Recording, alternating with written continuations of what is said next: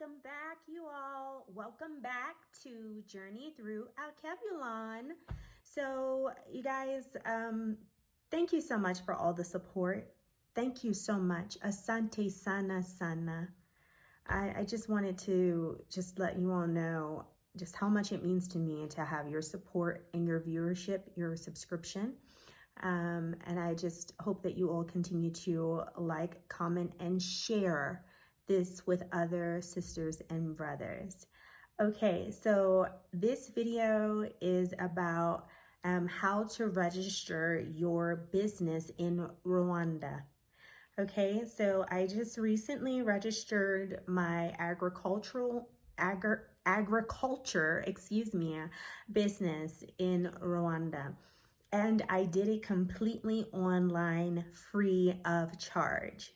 So I'll say that again. I did it completely online and it was free of charge. It took, it was some trial and errors.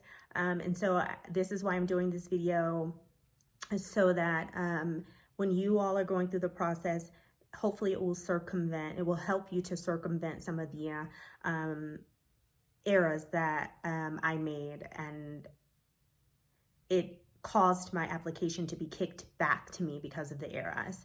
Okay, so first what you want to do is you want to go to the website, and I'm just gonna look away to give you the website.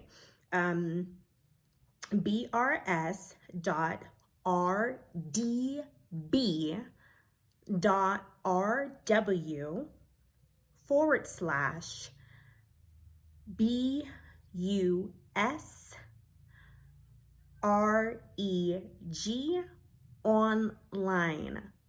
Okay, so that's brs.rdb.rw/BUSREG online. Okay, so once you access the website, you guys, it's going to ask if you're already registered. If so, you're going to put in your username and password. Of course, you all are not going to be registered. So then if you go to the bottom, you will see, are you a new user? And then in blue, you will see register here with a check mark. So you will go ahead and register there, follow the prompts. It's really easy. Of course you would, I'm sure they're going to ask you for a username. They're going to ask you, for a password. So once you go through the registration process to gain access to the application, of course you would log in with your approved credentials. And of course you will receive an email. Once you register, you should receive an email confirming your successful registration. So you would log back in with your approved login credentials. And then you would begin the business registration application. It's going to ask you what type of business, if it's an enterprise, or whatever type of business that you're planning on opening. And so you would click on the type of business that you're opening. In my case, it's an enterprise. And then you would input the name of your business. You can check to see if the name has been used, but the system will do it for you. Once you put in the name, the system will let you know whether that name is available or not. And so once you click the type of business, you're going to, again,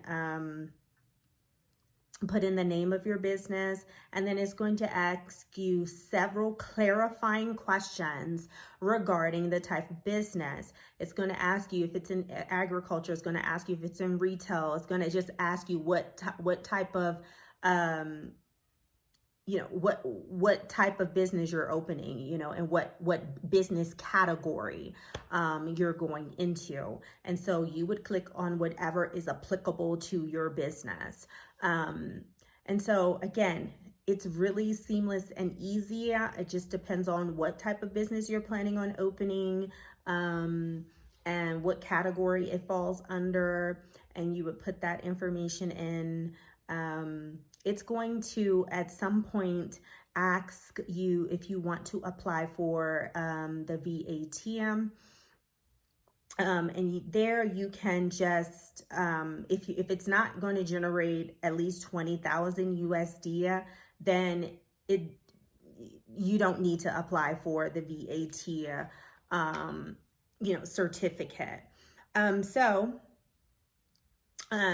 If you are going to be generating at least 20,000, then you would apply for a VAT certificate. Okay. The most important thing is you will need a Rwanda registered phone number. So if you do not have a Rwanda registered phone number, you will not be able to complete your application successfully. They will kick it back to you if you put a number from somewhere outside of Rwanda. So you'll have to figure that out. Okay. So you would put in a Rwanda registered, phone number. And that's really, those are the major highlights. It's pretty much it. It's self-explanatory, but I did need to let you all know that you will need a Rwanda registered phone number and about the VAT tax certificate, because it's going to ask you the amount of taxes that you will be generating. And of course, if it's below 20,000, then there's no need for you to apply. Because if you do, and it is below, if you do apply for the certificate, and it is below 20,000, like the amount that you input, they're going to kick your application back to you. So, it is best that, you just take heed to what I am telling you. So once you go through and you put in all of that information, you will then review your application, and then you would send the application. And for those of you all who don't know what VAT means, it is value added tax, okay? It's a consumption tax. And it's placed on products whenever value is added at each stage of the supply chain, from production to point of sale.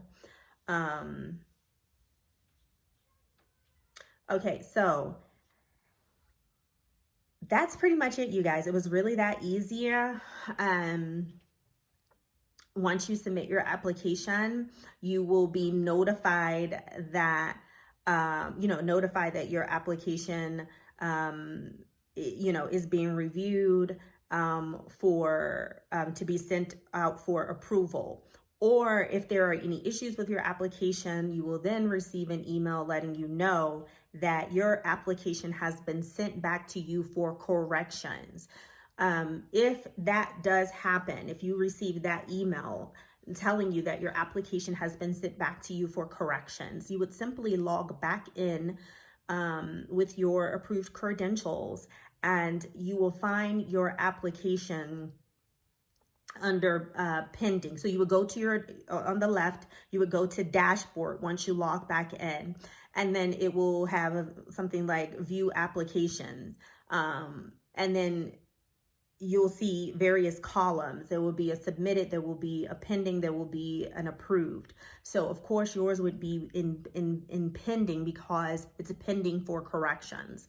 And then you would click on that, and then make the specify corrections. The corrections will be listed once you open up the application again under the pending column. So you would make those corrections and then resubmit the application. You will be notified every step of the way from the moment that you submit your application, from, if you need to make any corrections, all the way to the approval process. And so once your application has been approved, you will receive that email, and then it will let you know that in another email you will receive your TIN number. And so that's pretty much it. They'll send out that information to you of your approval. Then in another email, they will send you your TIN number.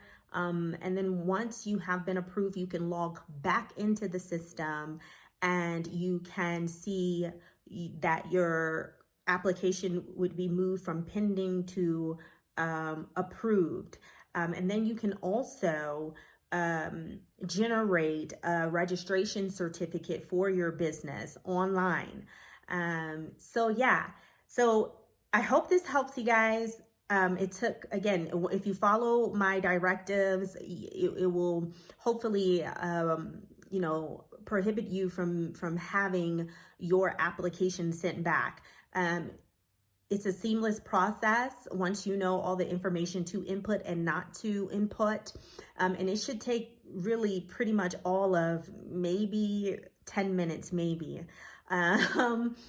Very easy and seamless process. I was approved within 24 hours once I corrected, made all of the suggested corrections. And so, yeah, if I did not have my application sent back to me a few times, again, the process would have taken all of 10 minutes. And then depending upon the time of day that you did it, I believe if I would have done it, early in the morning, I believe at the end of the day, it would have been approved. Again, once I made all the corrections, my application was approved within 24 hours. It was the next day, the next morning, actually, I got the notification that my application had been approved.